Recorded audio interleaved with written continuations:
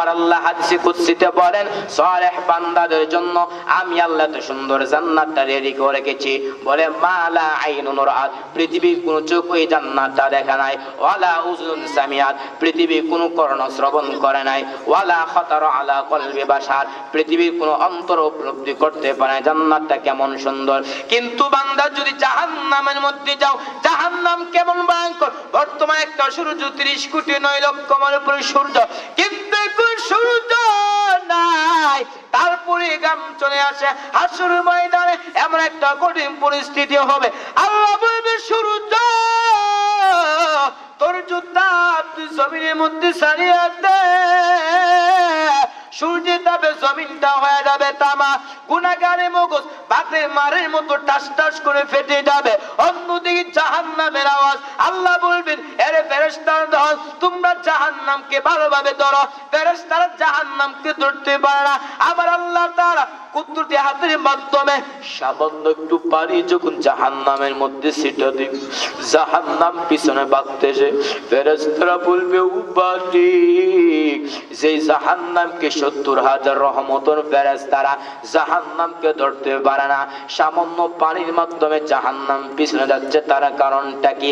এটা কি আবহাওয়ার পানি নাকি জমজমের পানি নাকি কাউসারের পানি?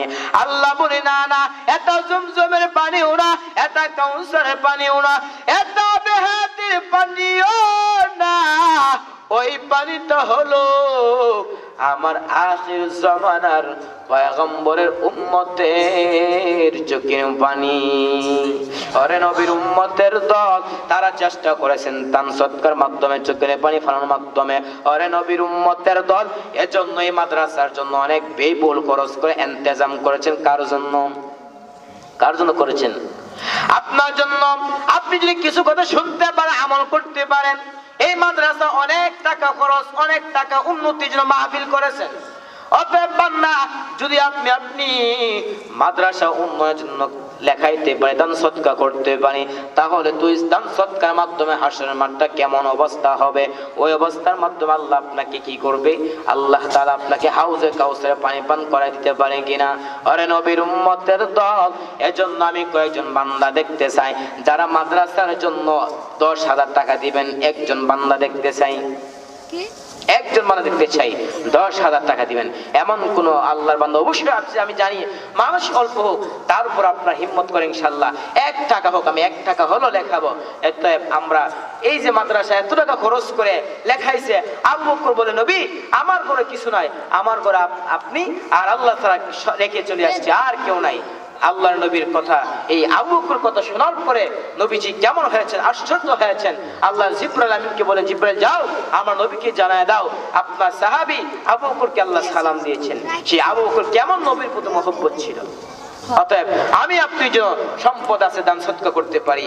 অনেক মানুষ চলে গেছে, জানি না এলাকার হালত কেমন, অনেকেই মাহফিলে আসে নাই অথবা ছিঁড়ে চলে গেছে।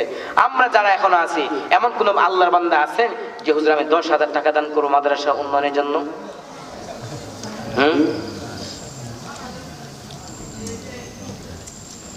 10,000 টাকা দান করবেন।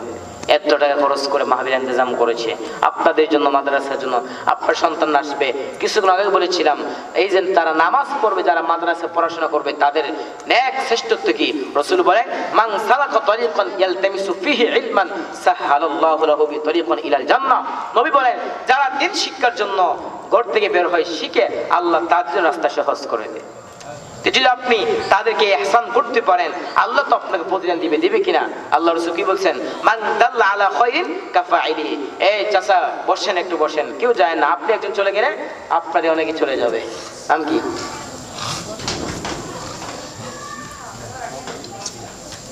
ও 1 নাম্বার করবে। যাই হোক, কোন আল্লাহর বান্দা আছেন যে হুজুর আমি 10,000 টাকা দান করবো মাদ্রাসায়?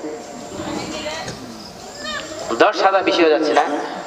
আচ্ছা ঠিক আছে, 5,000 কোন আল্লাহর বান্দা আছেন যে হুজুর 5,000 টাকা দেব আমি একটা বছরে, আমি মুসাফির মানুষ, আপনাদের জন্য দোয়া করবো, মাদ্রাসার জন্য দোয়া করবো? কোন আল্লাহর বান্দা আছেন যে হুজুর 5,000 টাকা আমি লেখাই দান করবো?